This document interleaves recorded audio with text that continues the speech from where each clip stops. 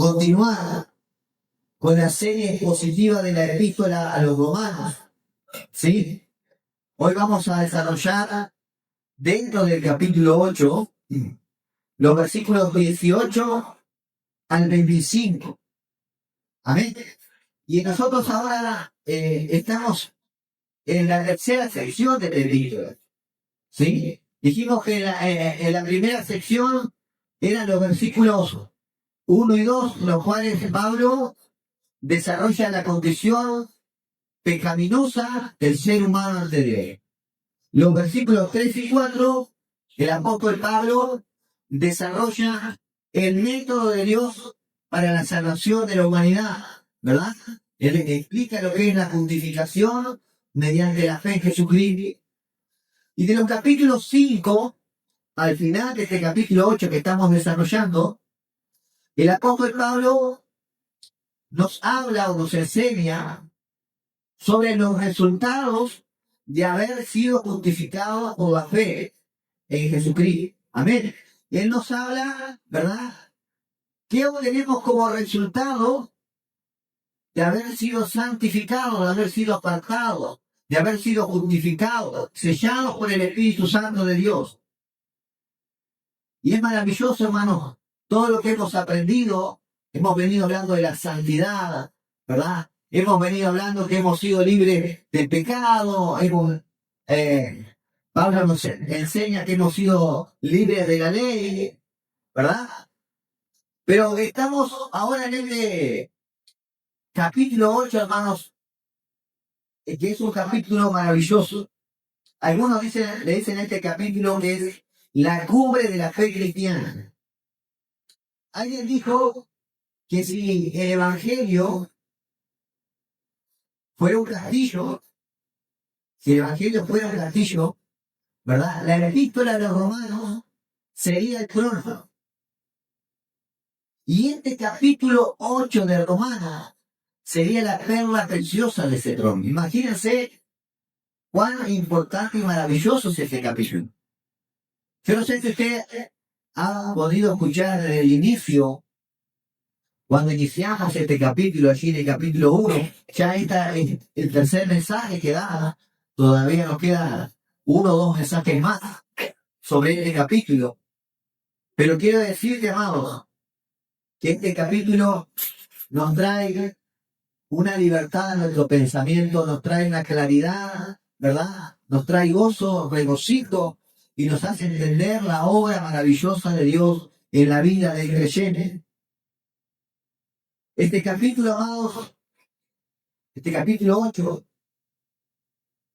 para el mundo quizás pueda ser como un poema, pero para los creyentes que temen al Señor, lo ven como una sentencia de absolución y lo ven como una declaración de guerra. ¿Por qué?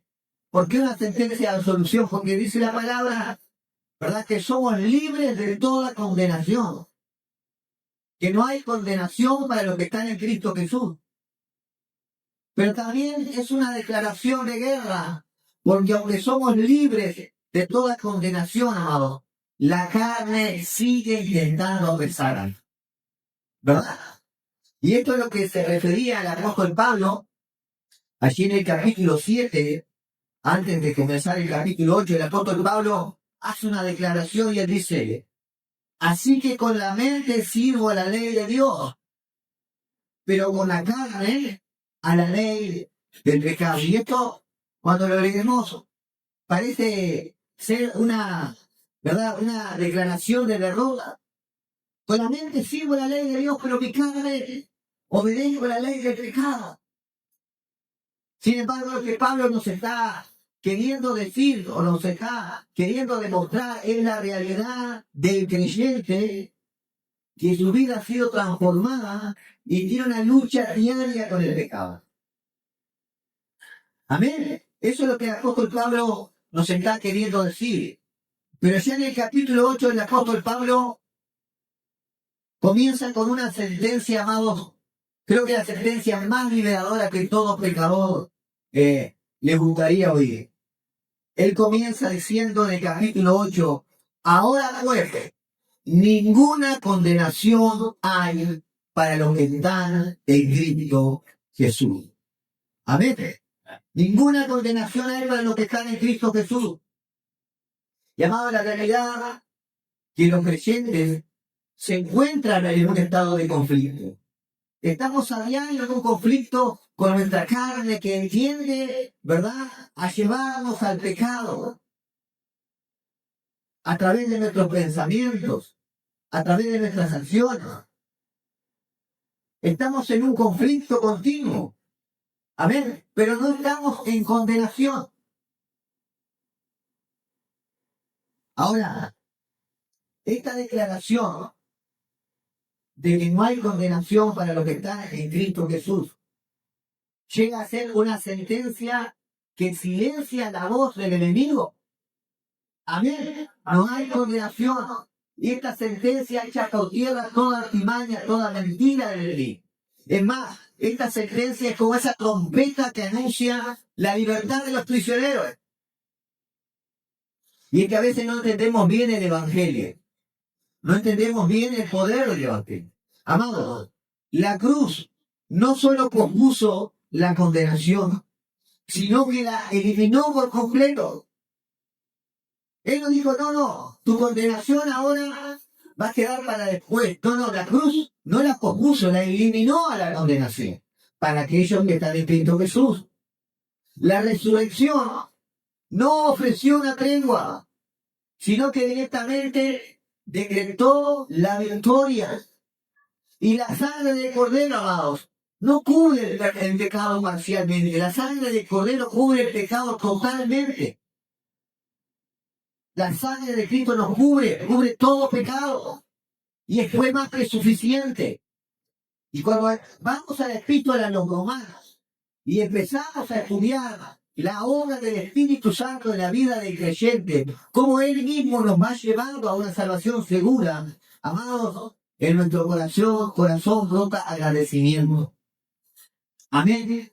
Porque logramos entender que no es por nuestra fuerza, que sí nosotros tenemos que ser intencionales, que sí nosotros tenemos que ser obedientes al Espíritu Santo, que sí es necesaria una vida de comunión para estar fortalecidos,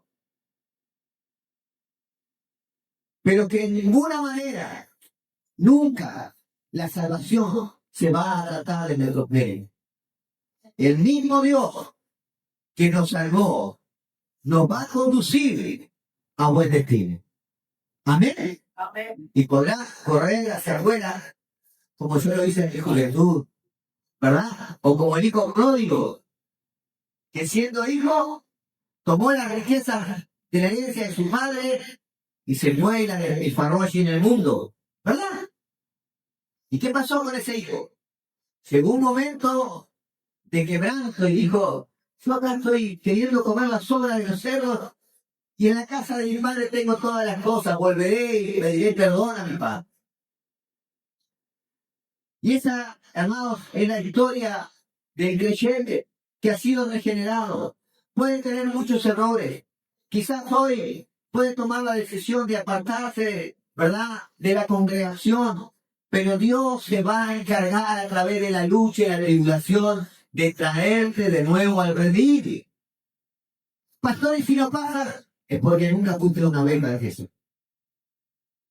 Estabas con nosotros, pero nunca fuiste de nosotros.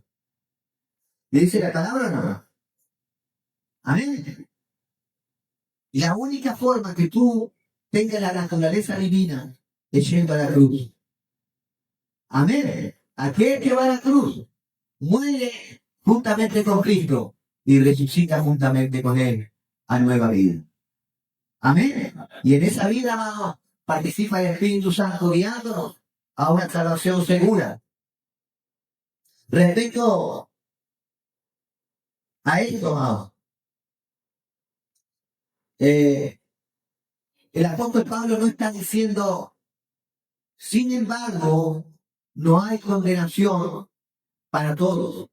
Él está diciendo, no hay condenación para los que están en Cristo Jesús. Y estar en Cristo Jesús no se trata de creer de una manera superficial, sino que se trata de estar unido a Él en su muerte y su resurrección. Y la señal de esa verdadera conversión de la persona no es una fe de palabras, sino que es una vida de obediencia y una vida de constante transformación a la imagen de Cristo. Porque ser hijos, amados, significa vivir bajo dirección, no en independencia. Si en sus razones todavía está el deseo de ser independiente de Dios, yo te quiero decir que todavía no eres hijo. Porque el Espíritu Santo de Dios da testimonio a nuestra vida de que somos hijos. Dice la palabra, ¿verdad? Y esto es una continua transformación, como dijo el hermano Hugo en la reunión pasada. Es un trabajo continuo del Espíritu Santo. Pero usted tenga por seguro, amado, que el que comenzó la buena obra la va a ir perfeccionando. Y seguiremos a ser tan perfectos, ¿no?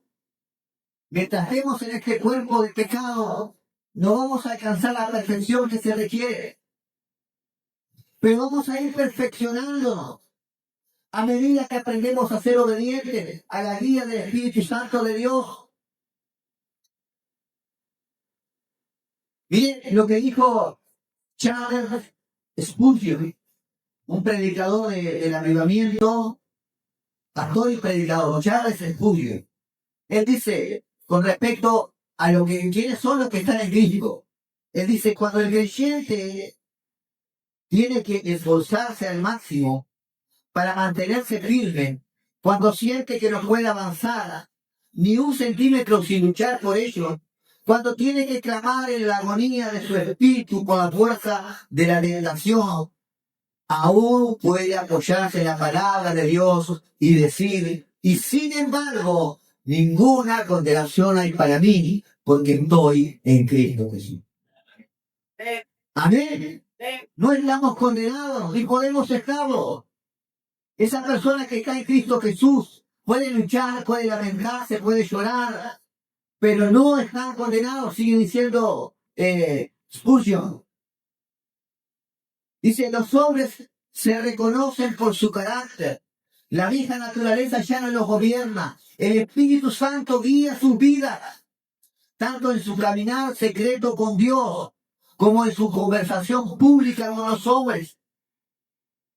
Pero dice, en contrapartida, el hombre que nunca lucha contra el pecado, que habita en él, de hecho que no es consciente de ningún pecado contra el cual luchar, ese hombre puede empezar a cuestionarse si realmente sabe algo de la vida real. Quien no siente dolor interior, bien puede sospechar que mora en la muerte y por lo tanto bajo constante condenación. Y termina diciendo Spurgeon, pero quien anhela a diario ser liberado del mal, quien anhela, suspira y agoniza por ser santo como Dios es santo, este hombre es justificado. El hombre para quien todo pecado es una miseria, para quien incluso el pensamiento de iniquidad es intolerable. Ese es el hombre que puede declarar con confianza, ahora pues ninguna condenación hay para los que están en Cristo Jesús. Y termina diciendo, las almas que suspiran por la santidad no están condenadas a la muerte eterna, pues su suspiro prueba que están en Cristo. Amén. Fin de la cita. Spurgeon, amado, fue pastor y predicador que Dios usó para traer un avivamiento en su nación. Dice que en sus primeros mensajes, cuando él comenzó a predicar, la iglesia estaba viviendo en tinieblas. Pero en sus primeros mensajes, la gente gritaba en alta voz, ¿qué debemos hacer para heredar la vida eterna? Así como el día de Pentecostés, cuando Pedro dio su mensaje, aquellos que escucharon dijeron, ¿qué debemos hacer? Y Pedro le dijo, arrepiéntanse para perdón de pecado. Amado, la clave es que la vida en el Espíritu representa una nueva identidad. Usted ya no es esclavo, sino ahora es hijo. Ya no vive en temor, sino bajo la adopción. Ya no caminamos sin esperanza, sino que caminamos como herederos de una gloria eterna. Amén. Amén. Esa es su postura en el Señor ahora. Pero a veces caminamos, ¿verdad? Como que perdidos, desanimados, en derrota. Si está caminando así es que usted no está entendiendo cuál es su postura y su condición como hijo de Dios.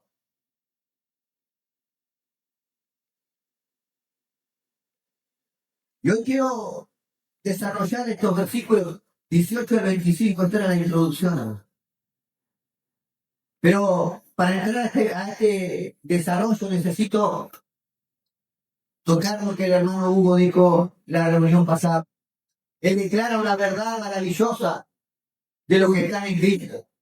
Allí en el versículo 17 dice el apóstol Pablo, y si somos hijos, somos también herederos, herederos de Dios y coherederos con Cristo.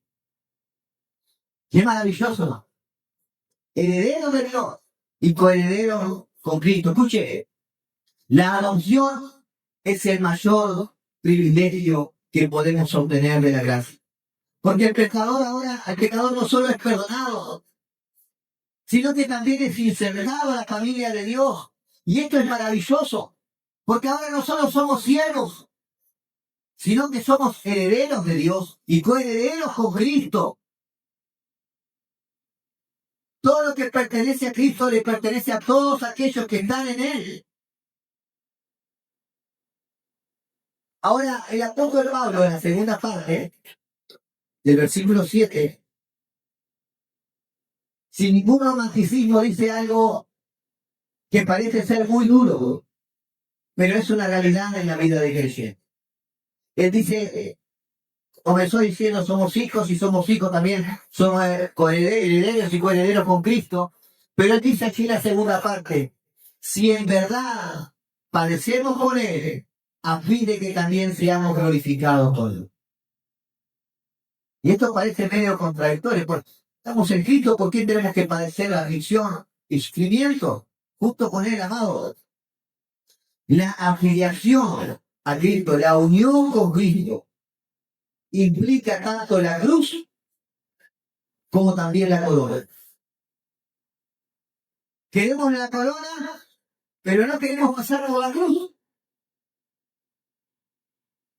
Queremos el cielo, pero no queremos pasar por la cruz donde hay sufrimiento, donde hay dolor, donde hay negación.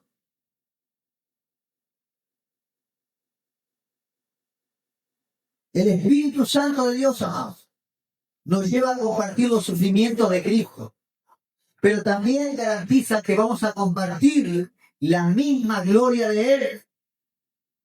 Amén. Amén. Y esto no quiere decir, amados, como que nosotros tenemos que sufrir una cantidad determinada para entrar en la gloria. Esto no quiere decir que como que nosotros ahora tenemos que pasar por un sufrimiento para poder pagar por nuestra salvación. No. Cristo ya pagó lo que era necesario pagar allí en la cruz por nuestra salvación.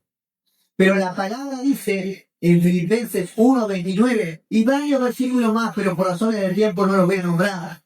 Usted lo puede buscar a ver dónde lo dice. Filipenses 1:29 dice, porque a ustedes, ¿verdad? ¿A quién? A los que están en Cristo, se les ha concedido por amor de Cristo. Escuche esto, lo que se le ha concedido por amor de Cristo. No solo creer en Él, sino también, ¿qué dice? Sufrir por Él. Amado, yo quiero preguntarle algo. ¿Alguna vez usted se ha preguntado si vale la pena ser cristiano? ¿Alguna vez usted se ha preguntado, cuando hemos estado allí en medio de la aflicción, quizás experimentando rechazo, malos tratos, ¿verdad? Con nuestra fe en Jesucristo, y quizás esto aquí en esta nación, o nuestras naciones aquí en Latinoamérica, no lo vemos.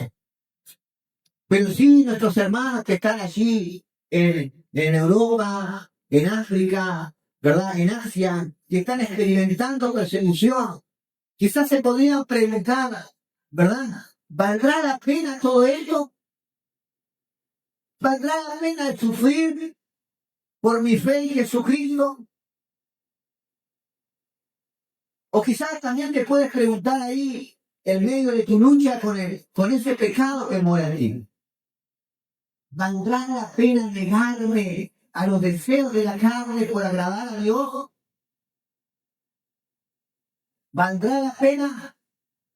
Y saben, amado, un verdadero creyente no reniega de su Señor. Esto es algo claro. Un creyente no reniega de su Señor. Pero en algunos momentos los creyentes llegan a cuestionarse si en realidad vale la pena toda esa lucha de sufrimiento que nosotros encontramos en el camino. Esa lucha, ¿verdad?, de negarnos a complacer los deseos de nuestra carne, que en verdad son muy fuertes. Son muy fuertes. Pecamos de pensamiento, pecamos de palabra, pecamos de acción. Y para contener todo eso en un cuerpo que es tendiente de hacerlo, amados, es una lucha diaria. Y esto es una lucha diaria que el creyente tiene en su ser interior. Amén. ¿Saben quién? ¿Qué personaje bíblico le aconteció algo parecido? Asaf, allí en el Salmo 73. ¿Verdad? Él se cuestiona, ¿valdrá la pena ser obediente a la ley de Dios mientras ve que los impíos prosperan y las cosas les salen bien? Así ¿verdad? Piensa y medita, ¿valdrá la pena? Claro que sí, que muchas veces nos cuestionamos, ¿valdrá la pena? ¿Valdrá la pena tomarme este tiempo, negarme a mí mismo? ¿Valdrá la pena hacer los estudios bíblicos que me llevan a crecer en las cosas de Dios? ¿Qué es lo que vale la pena? Pero amados, nuestra carne es un continuo arrastrarnos hacia las cosas que nos alejan de lo que agrada el corazón de Dios. Amén. Los cristianos, amados, no están exentos de enfermarse. Los cristianos no están exentos de sufrir hambre, de sufrir escasez, de tener sufrimiento. Y esto es una mala enseñanza. Algunos dicen, no, ahora estamos en Cristo y nosotros tenemos... No.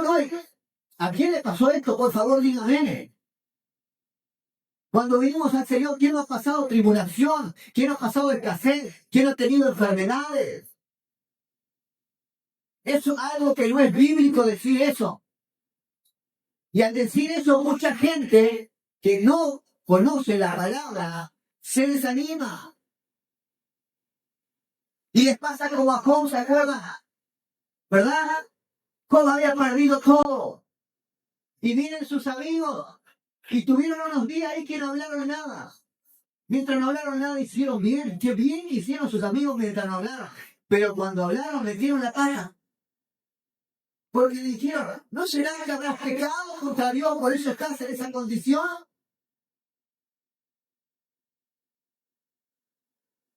No, hermana. El sufrimiento y las tragedias son comunes tanto a los creyentes como a todos los hombres en esta vida. Y esa es una realidad. Ahora, peor aún para los creyentes, porque aparte de eso, somos perseguidos. Aparte de eso, somos menospreciados.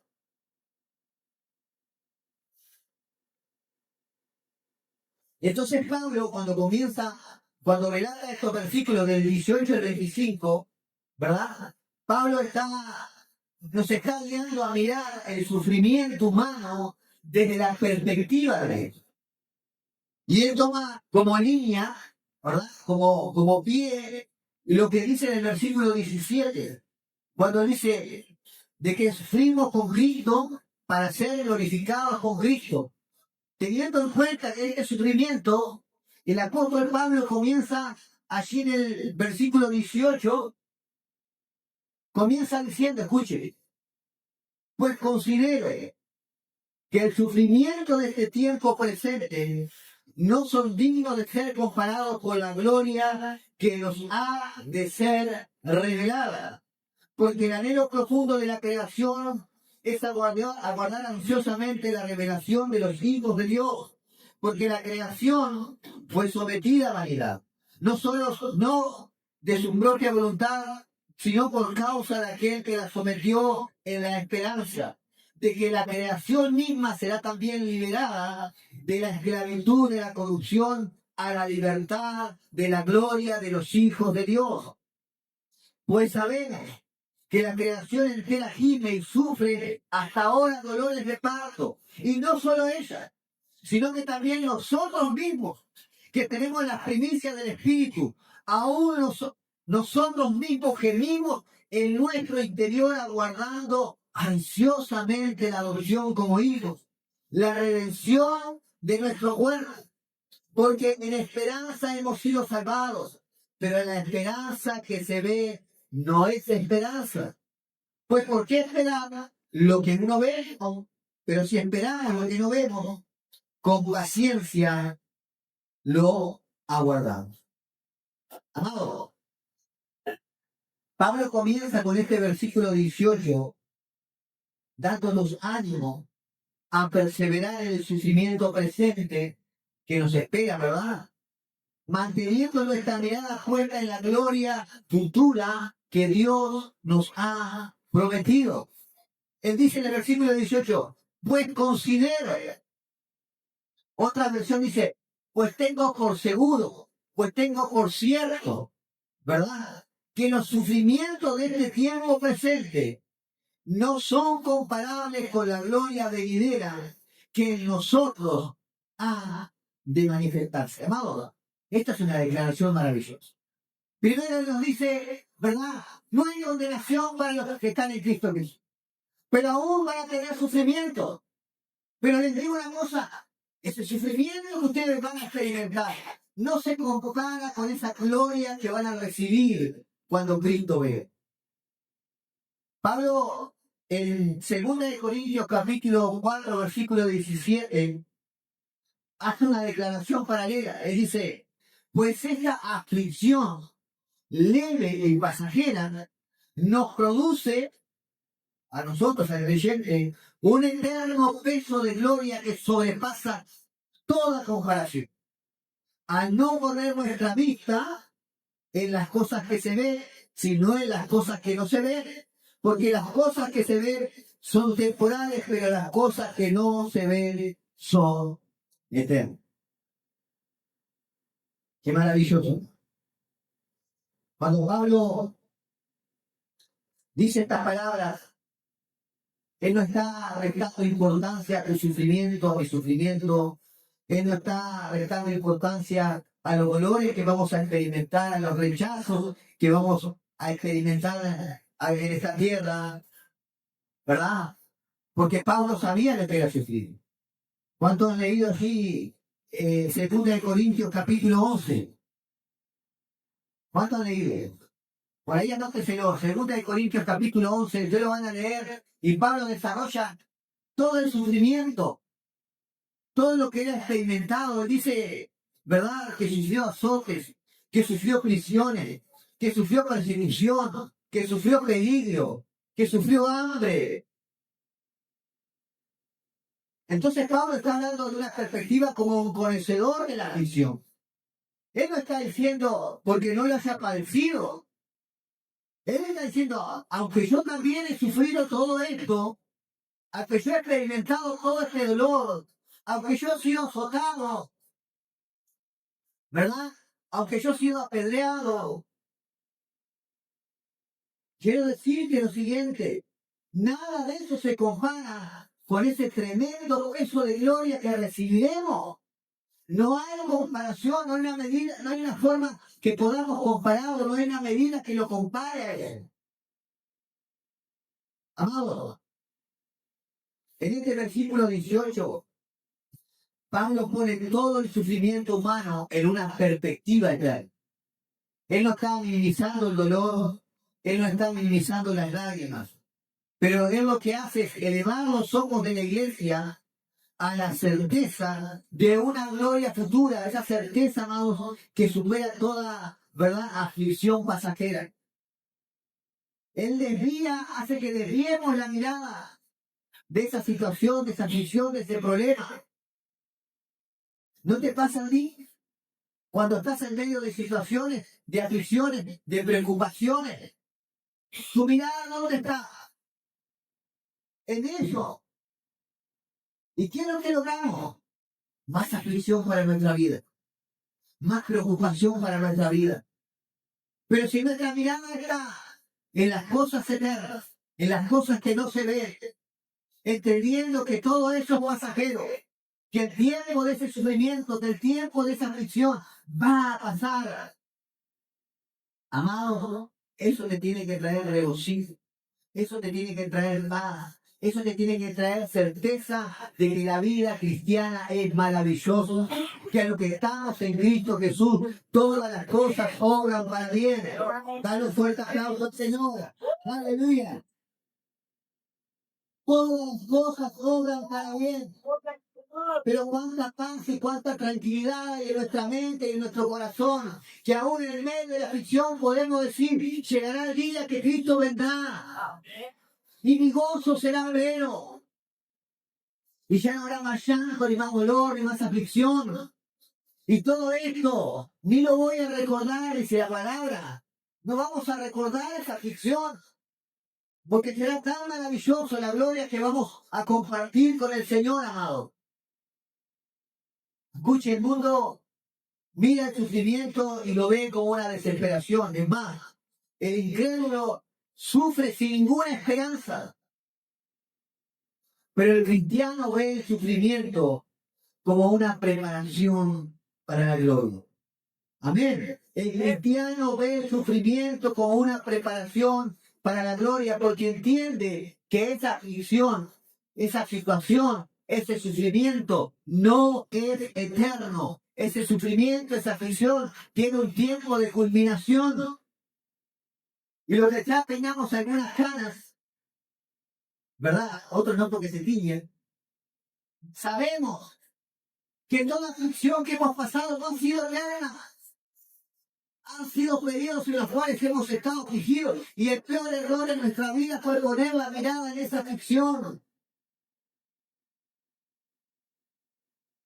Amados, tu gozo tiene que ser el saber que eres salvo, el saber que te corresponde la vida eterna, el saber que tú eres bendito con toda bendición espiritual y que si hoy no estás experimentando la plenitud de esas bendiciones espirituales, llegará el día que Cristo venga y sus hijos sean manifestados en gloria. Eso tiene, amados, que levante a un nivel de pensamiento superior, guiados por el Espíritu, para no caer en las mentiras, en los engaños del enemigo, que te llevan a enfermarte. Porque esta es una realidad. La aflicción, la tristeza, la amargura, te enferman, te quitan la paz. Jesús dijo, en el mundo tendréis aflicción, pero confiad, yo he vencido el mundo. Él dijo, en mí tendréis paz. Esa paz que sobrepasa todo entendimiento. La paz que no está ligada a tu situación, a tu problema, a tu preocupación. Pero amado, cedemos tantas veces a las mentiras, a los engaños del enemigo en nuestra mente. Por eso la palabra dice que tomemos el escudo de la, para que esos ganos de mentiras, ¿verdad?, sean apagados. Y con la espada de la palabra que los combatamos. Tenemos que combatir las mentiras del enemigo con la palabra de Dios. Pero para eso debes conocerla. Debes saber meditar en la palabra de Dios. ¿Recuerdan a Jesús allí en el desierto? Después de 40 días apareció Satanás y le dice, si en verdad eres hijo de Dios, convierte en piedra en pan. ¿Qué tocó Jesús? Hacía 40 días que no comía.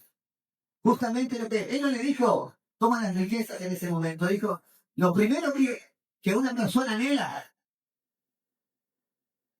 convierta esa piedra en pan. Y Jesús le dijo, no solo de pan vivirá el hombre, sino de toda palabra que sale de la boca de Dios. Amados, tendremos aflicciones, pero cuando nuestra mirada está, como dice Pablo, en esa gloria eterna que se va a manifestar en nosotros, cuando nuestra mirada está puesta en lo que dice la palabra, que somos benditos con toda bendición espiritual y que vamos a ir recibiendo esas bendiciones a medida que vayamos creciendo, madurando y confiando en Dios, amados, nos podemos centrar verdaderamente en su palabra y caminar con certeza que vamos a tener victoria. Amén. ¿Cuántos lo creen así? Amén. Denle gloria al Señor, den un fuerte aplauso, aleluya.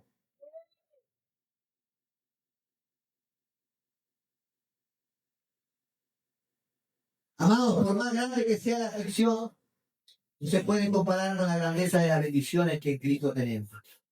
De ninguna manera. Y que las vamos a disfrutar en plenitud. Cuando Cristo vuelva, Filipenses 3:21 dice, el cual transformará cuando Cristo vuelva el cuerpo de nuestro estado de humillación en conformidad al cuerpo de su gloria. Y esta es la gloria, amados, que nos espera aquellos que estamos en Cristo Jesús. No solo que vamos a contemplar su gloria, sino que vamos a compartir su gloria. Escuche, el mundo lo ve a usted y no ve nada diferente de usted. El mundo lo observa ateo, observa el cristiano y puede pensar que es una persona común. Para el mundo nosotros no tenemos nada especial. Pero Pablo dice una cosa allí, que aquel día que Cristo se ha manifestado, nosotros seremos manifestados con Él. Y dice, la gloria venidera que en nosotros ha manifestado. Y el mundo va a estar contemplando esa gloria venidera que se va a manifestar en los creyentes que están en Cristo Jesús. Y todos van a mirar eso, amado. Todos van a mirar eso. Colosenses 3:4 dice, cuando Cristo, nuestra vida, sea manifestado, entonces ustedes también serán manifestados con Él en gloria. Primera de Juan, capítulo 3, versículos 2 y 3. Primera de Juan, capítulo 13, versículos 2 y 3. Dice, amados, ahora somos hijos de Dios y aún no se ha manifestado lo que seremos. Pero sabemos que cuando Él se manifieste, seremos semejantes a Él, porque lo veremos tal como es. Y todo lo que tiene y todo el que tiene esta esperanza en Él se purifica como Él es puro. Amén. Amén. El mundo, amado, va a ver la gloria de Dios en usted cuando Cristo se manifieste. Todo el mundo lo va a ver, aquellos que pensaban que usted quizás era uno más del montón. Y capaz que pudieron ver en usted algunas buenas actitudes cuando manifestamos el carácter de Cristo. Pero quizás pudieron haber dicho, qué buena persona, pero no entendieron que ustedes eran portadores de una promesa eterna. Las alas del Espíritu. Por lo cual clamamos Abba Padre, dice la palabra. Amén. Amén. La gloria de Dios se va a manifestar en nuestras vidas cuando nos reunamos junto con Cristo. Cuando Él venga en su segunda venida. Y todo el mundo, amado, le va a ver a usted en gloria, como a Cristo. Y cuando esto ocurra, amados, todo el cosmos será liberado. Cuando esto ocurra, cuando los hijos de Dios se han manifestado en la segunda venida, todo el cosmos será liberado. Versículo 19 al 22. Y esta es la segunda parte que Pablo desarrolla. Él dice, porque el anhelo profundo de la creación, 19 al 22, es aguardar ansiosamente la revelación de los hijos de Dios. porque la creación fue sometida a vanidad, no de su propia voluntad, sino por causa de aquel que la sometió en la esperanza de que la creación misma será también liberada de la esclavitud de la corrupción a la libertad de la gloria de los hijos de Dios. Pues sabemos que la creación entera gime y sufre hasta ahora dolores de parto. Pablo aquí está diciendo que la creación está gimiendo, sufriendo con dolores de parto, mientras aguarda ansiosamente la manifestación de los hijos de Dios. Amén. Pablo dice, la creación también está condenada, también está gimiendo. Y amados, para entender esto, tenemos que ir al Génesis, capítulo 3, versículo 17. Tenemos que entender que hubo un propósito cuando Dios creó al hombre y que hizo la creación. Dios creó al hombre para que el hombre fuera el reflejo de Dios. Amén. Dios creó al hombre para que fuera el reflejo de Dios y para que manifestara su autoridad. La autoridad de Dios aquí en la tierra sobre toda la creación. ¿Verdad? Amén. Adán fue hecho aquí en la imagen de quién? De Dios. De Dios. ¿Y nosotros a imagen de quién?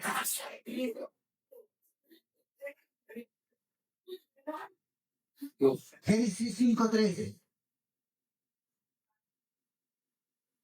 Nosotros fuimos hechos a imagen de Adán.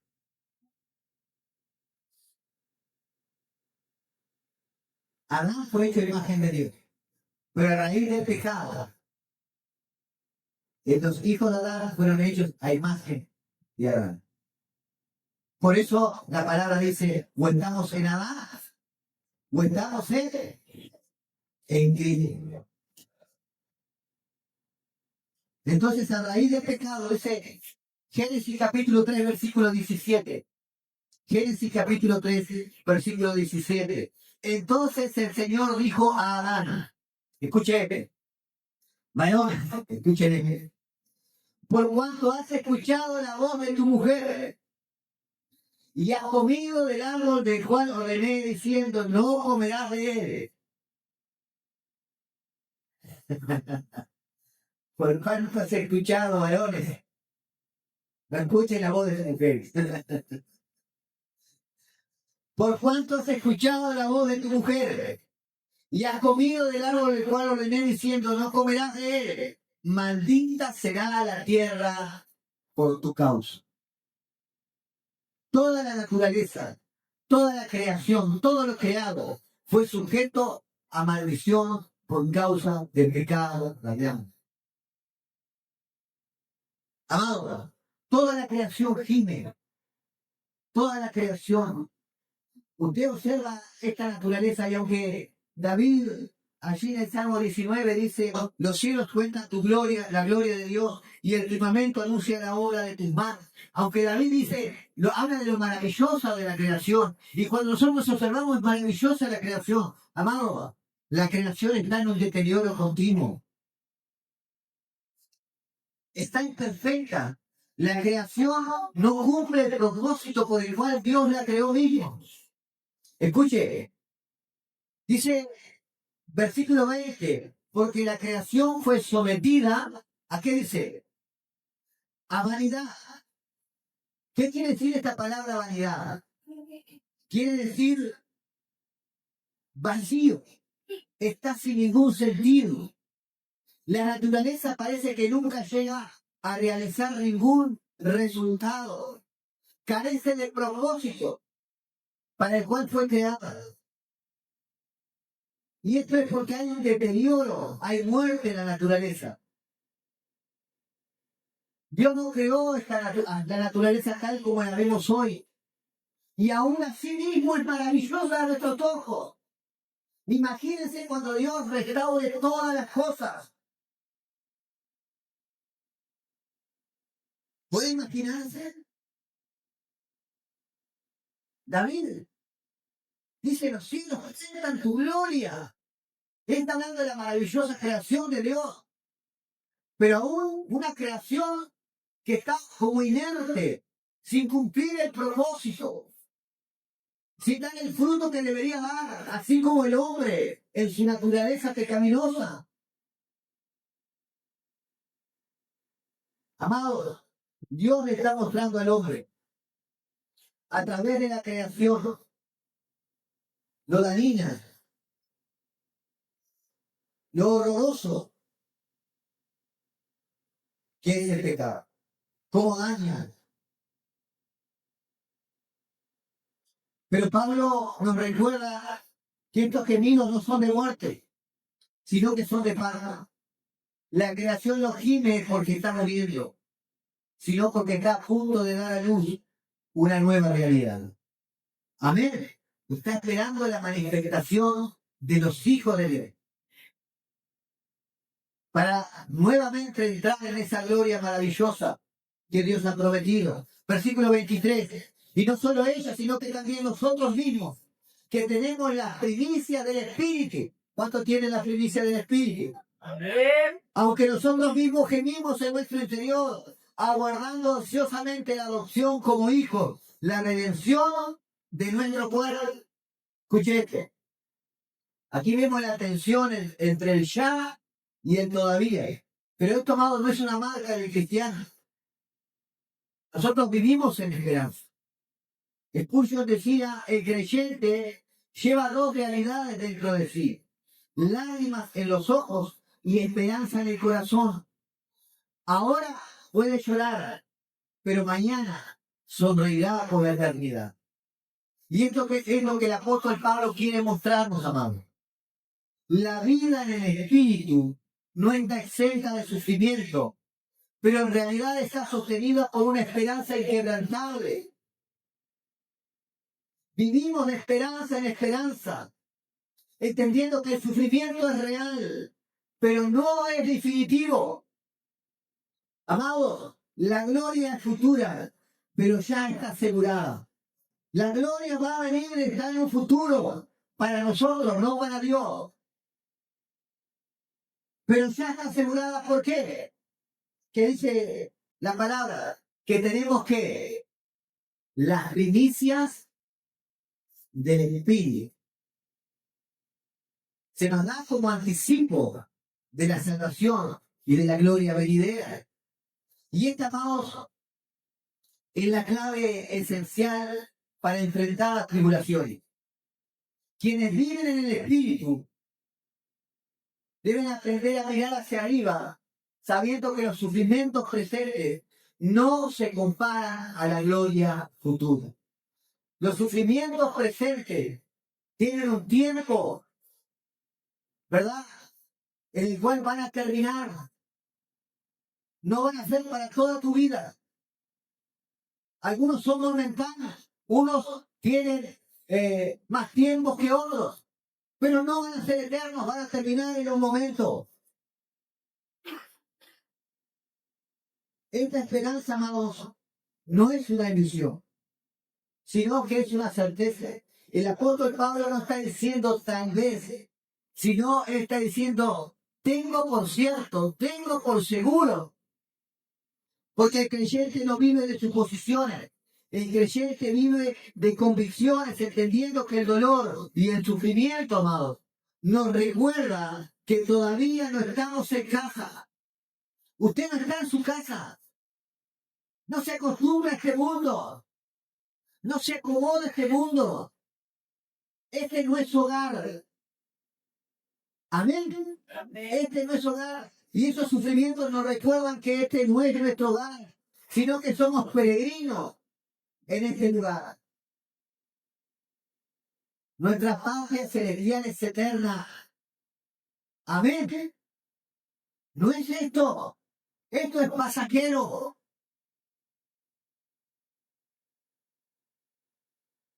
Lo último que Pablo nos enseña aquí es que también nuestra esperanza es una esperanza antigua. Versículos 24 y 25. Una esperanza antigua. Porque en esperanza hemos sido salvados. Pero la esperanza que se ve no es esperanza. Pues, ¿por qué esperar lo que uno ve? Pero si esperamos lo que no vemos, con paciencia, lo aguardamos. Y esta es la actitud correcta de Dios. Esperar con paciencia. Y esto es lo más difícil que decía hoy el inicio, hermano. Es difícil tener paciencia, esperar. Es difícil mantenerse. Pero, amados, no podemos desistir. Alguien dijo, hay orden de no aflojar. Hay orden de no acomodarse. Tenemos que seguir, ¿verdad?, en la lucha. No solo por nosotros, para crecer en la santidad, ¿verdad?, para seguir agradando el corazón del Padre, sino por aquellos que no han conocido la verdad que nos hará libre. No podemos acomodarnos.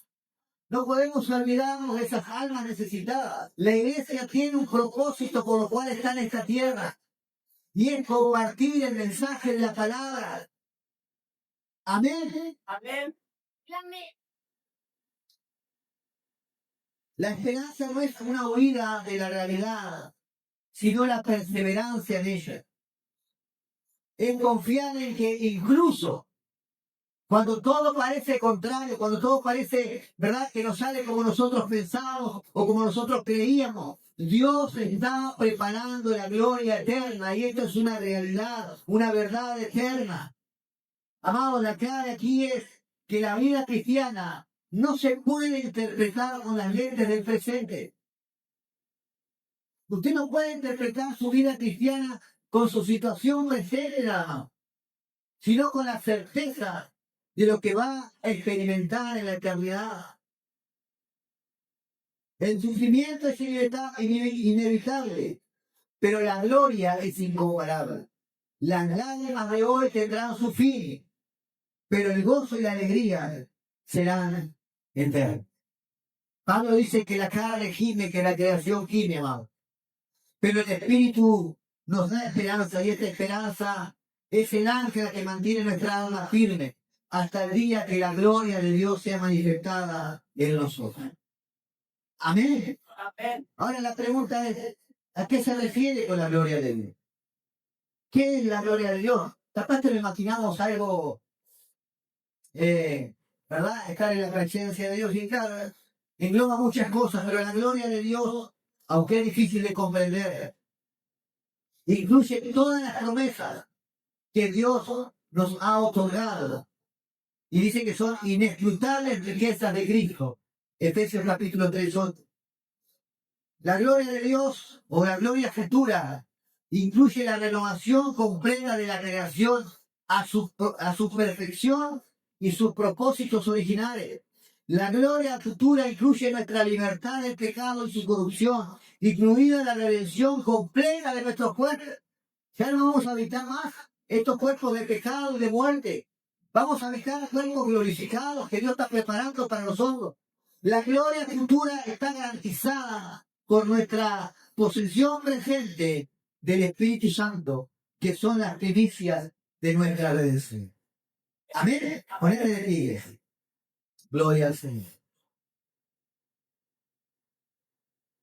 Vamos, en este capítulo 8, a mí me gustaría que usted también en su casa pueda seguir meditándolo, pueda seguir estudiándolos y va a encontrar cosas maravillosas que le van a traer ánimo, ¿sí? Que le van a traer ánimo. En este capítulo 8 encontramos verdades eternas que nos deben llevar al regocijo, ¿verdad? Y a la confianza.